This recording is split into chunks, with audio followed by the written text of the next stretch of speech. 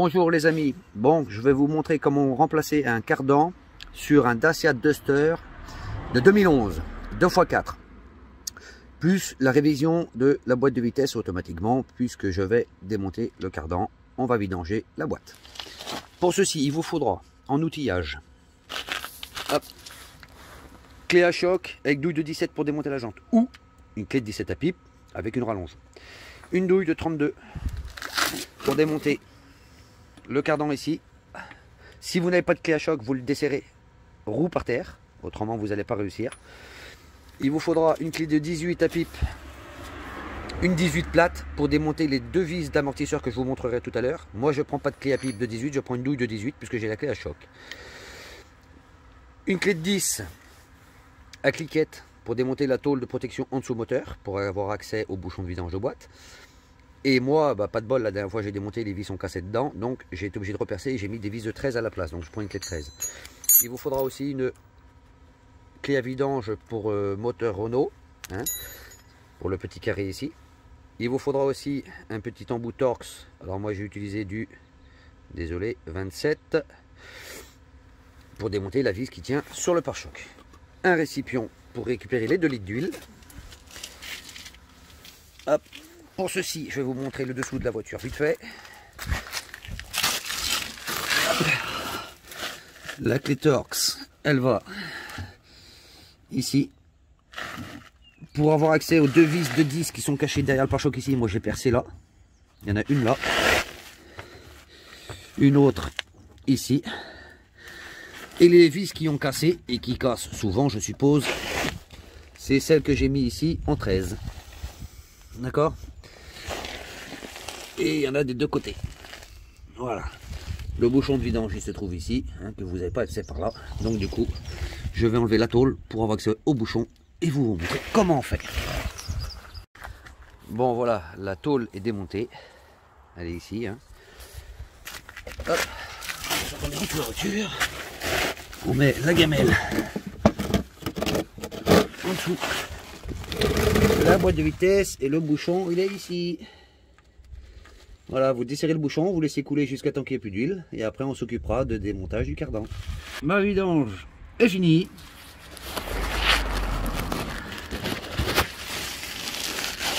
Je vais remettre un petit bouchon, un petit feu de toffee ici. Parce que j'ai fait tomber l'écrou dans ce bocal.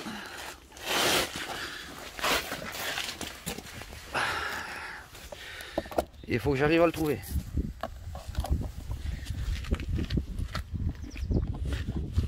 Et comme vous pouvez voir, ça va pas être facile, que c'est un peu le bordel chez moi et mon bac à vidange est derrière. Lol.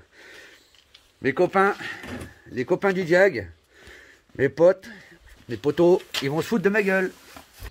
Alors petite précision, pour les remplacements, pour les vidanges de boîte ou moteur bien entendu, hein, c'est le même principe.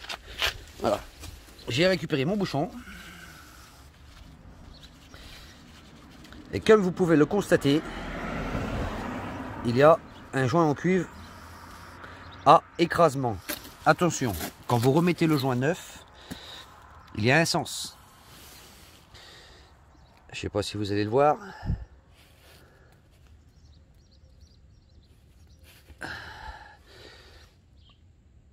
Voilà. Ici vous ne le distinguez pas sur la vidéo, mais je vais vous montrer le joint neuf, vous allez comprendre. Le joint neuf, vous voyez ici, il est coupé. C'est pour vous donner le sens du joint. Et il y a une partie ici qui est toute lisse. D'accord ? La partie toute lisse va contre le carter de boîte, donc on met le joint comme ça. On le remonte, on essuie bien sûr. On le remonte, on resserre. Hop. Alors, on remet le bouchon.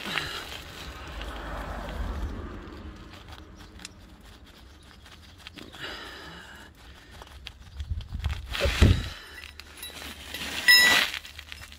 Ça sert à rien de forcer comme des malades.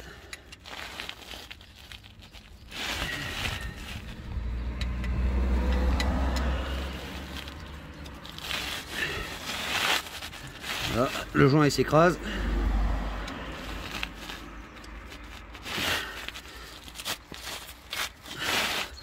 Quand l'écraser, vous pouvez quasiment plus le bouger. Hein.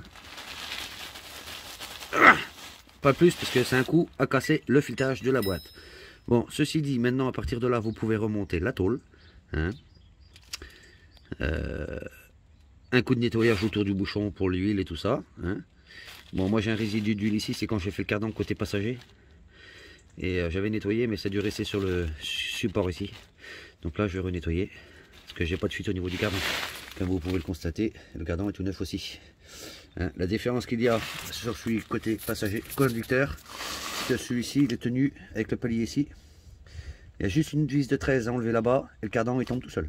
Hein. Bon, on va procéder au cliquage de la bagnole. Si vous regardez en dessous, ici, vous avez un emplacement spécial. D'accord? Il ne faut pas le mettre n'importe où le cric, hein, parce que vous pouvez tordre le dessous de la bagnole. Bon, comme je vous l'ai dit précédemment, vous desserrez le cardan. Si vous n'avez pas la clé à choc, vous desserrez le cardan avant de lever la voiture. Et les roues, c'est pareil. Hein. La roue, c'est pareil. Vous la desserrez avant de monter la voiture. Vous la débloquez juste, hein, vous ne l'enlevez pas, bien sûr. Je dis ça pour les novices. Et là, moi, je fais ça à la clé à choc, donc je tire ma voiture. Voilà. Hop. Désolé pour la qualité de la vidéo, hein, c'est que vous voyez, elle va monter très très très haut avant de la décoller du sol. Un cric de 3 tonnes qui est quasiment levé à fond avant de la décoller du sol. Là, c'est bon, c'est fait. Bon, la clé à choc ici, la douille ici. Moi, je vais prendre l'adaptateur. Voilà. La douille de 32 au milieu, la douille ici. Je vais chercher mon tuyau d'air, je vais desserrer et voilà. Pour le démontage du cardan, vous mettez la douille de 32 ici. Vous le desserrez. Hein. La clé de 18, plate et pipe, ou clé plate et clé à choc. C'est pour démonter l'amortisseur ici. D'accord? Vous démontez la vis là, la vis là. Quand vous avez fait ceci, vous tirez ça vers vous. Vous braquez à fond les roues direction, comme si vous tournez à droite, de façon que la biellette de direction vient vers ici. Et le cardan va sortir par ici sans problème. Attention tout de même au fil du capteur d'ABS qui se trouve ici. Moi je le déclipse, comme ça il est plus libre et on ne sera pas emmerdé. Donc voilà, l'écrou ici est enlevé. Il n'y aura plus qu'à forcer dessus pour l'enlever, mais celui-là il est vachement raide, donc il va falloir taper à la masse ici, en remettant l'écrou pour ne pas abîmer. Défaire ici, défaire les deux vis ici. Après vous n'avez plus qu'à tirer celui-là vers vous, voyez. Hop, c'est libre. Et là, le cardan, il va sortir tranquillement. Une fois que celui-ci, il est sorti, vous le sortez. Alors je sais pas comment, il faut regarder hein, comment vous allez faire. Pour l'instant, j'ai pas regardé encore. Après, dans la boîte de vitesse ici, vous allez tirer un grand coup sec. Attention, il y a un joint à lèvres, un joint à spi, ça s'appelle, d'accord? Si ça fuit, il faudra changer. Une fois que vous aurez fait ça, vous allez avoir besoin d'une seringue que je vous ai pas montré, je vous montrerai tout à l'heure. Il faudra enlever le bouchon qui est ici. Ça, c'est pour le remplissage de la boîte, hein, pour mettre la nouvelle huile neuve, d'accord? Bon, voilà, le cardan est sorti. Oh, pas sans mal, hein, parce qu'il était dur à enlever de la boîte de vitesse pour la simple et unique raison, c'est qu'ici il y a un clips. Hein, donc ceci le maintient dans la boîte. Hein. Alors, petite précision, il faut bien regarder la longueur totale du cardan. La longueur ici, à ici, si c'est bien la même, et tout ça. La longueur totale du cardan, parce qu'il y a 3 longueurs différentes pour le Dacia. Voilà. Donc là ici c'est Bueno, c'est tout ce qu'il faut. Devant ici c'est exactement pareil. Je précise ça, c'est pour notre copain Phoenix, hein, fondateur du forum, avec d'autres personnes que je citerai pas. Donc voici mon copain, hein, c'est bien le bon cardan aussi, bonne longueur et tout ce qu'il faut. Bon, il ne reste plus qu'à le remettre en faisant bien attention au joint à lèvres qui se trouve sur la boîte de vitesse. Hein. Alors je vais essayer de vous le montrer. Donc vous voyez, comme je vous ai dit, il faut l'écarter. Attention au câble. Voilà. Et ici vous avez un joint spi là. Celui-ci, il faut faire très attention. Parce que si vous le cassez, ça va faire l'huile de boîte et vous n'allez pas vous en apercevoir assez rapidement. Ce qui fait que vous risquez de casser la boîte de vitesse. Bon voilà. Notre cardan est mis en place. bien emboîté dans la boîte là-bas. Hein, bien vérifié. Quand on va mettre l'huile dedans, il faudra rouler un petit peu avec avant de remettre la tôle du dessous pour voir si ça fuit. Hein. Là ici bien serré, là c'est serré, c'est bien mis. C'est un écrou que je connais bizarrement ou pas. Bien regarder le sens ici des vis quand vous les enlevez. Parce que si vous les inversez, ça peut être dangereux aussi si jamais elle se dessert. C'est-à-dire que si elle se dessert, que vous roulez, la vis peut partir. Hop, l'amortisseur se défait. Parce que là, si elle se dessert, vous aurez un bruit avant que la vis parte. D'accord? Voilà, bien serrer cela aussi. Il faut bien faire attention. Et faire attention parce que sur certains modèles de voitures, je ne parle pas forcément de Renault, mais je prends l'exemple de Fiat. Ce sont des vis excentriques. Donc en fait, vous réglez l'amortisseur avec ça. Vous tournez la vis, ça écarte ou ça envoie l'amortisseur vers là-bas, ce qui fait que la tenue de roue de la voiture change. Et elle ne peut tenir la route. J'ai eu le cas sur une Seat Malaga il y a quelques années de ça. Donc j'ai bien remis mon câble, j'ai bien vérifié qu'il ne soit pas abîmé. Hein, parce que là, il faut le sortir par là, le cadran, entre là et là, entre là et là. Donc c'est un peu plus de la merde. Donc voilà. Petite précision, un peu plus tard je vous ferai une vidéo pour une purge complète du remplacement des liquides de frein, hein, total sur la voiture parce que le liquide est bien noir. Je précise aussi que c'est mon propre véhicule, hein, parce que beaucoup de petits malins font du travail au black et font que des conneries parce qu'ils ne respectent pas ni les couples de serrage des écrous d'amortisseurs de roues, tout le tralala, et il y a eu des problèmes avec des petits gars comme ça. Les roues se sont barrées, les amortisseurs ont lâché, ou des trucs comme ça. Donc ce n'est pas faire à la légère. Hein, parce que le mec qui dit, moi je sais faire, je sais faire, je sais faire, mais qui n'a jamais été garagiste, c'est bricoler, mais c'est pas faire du travail de pro. Bon alors les copains, vous m'avez cru ou vous m'avez pas cru quand je vous ai dit que c'était fini, que voilà, on remontait la roue et puis on partait avec la voiture et voilà, ça roule, c'est nickel, c'est tout ce qu'il faut et dans 3 mois, je vous appelle pour vous dire j'ai cassé ma boîte de vitesse. Donc, voilà, que je vous explique une seule chose. Vous voyez, quand les mecs ils connaissent pas du tout la mécanique, moi je le sais, donc voilà, je le fais.